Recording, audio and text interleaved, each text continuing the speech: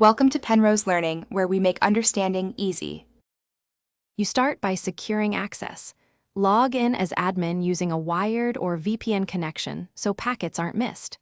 Once done, update firmware to fix logging bugs and set the router's time and time zone so timestamps align. Make sure the router keeps a static IP or a reserved DHCP lease so any monitoring tools reference a consistent address. Finally, enable remote management only from your admin network, and prepare a separate workstation for collecting logs to avoid mixing traffic. Next, enable the router's logging subsystem and choose a level. Info gives connection summaries, debug shows packet-level events but produces large files, so use it short-term. Point syslog to a local server or cloud receiver to preserve logs beyond router storage limits. Then add filters.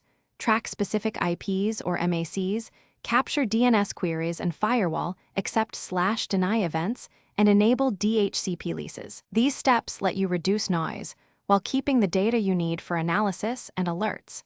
To finish, pull logs into an analysis tool, Simple Viewers, Elk, or Splunk, so you can search, correlate, and visualize traffic patterns by IP, port, or hostname. Once configured, export CSVs, add automated alerts for unusual spikes, and set log rotation and retention so storage stays manageable. Make sure to document your baseline traffic so anomalies stand out. If something breaks, verify NTP time sync. Confirm firewall, allows syslog traffic, and test that the receiver is reachable from the router.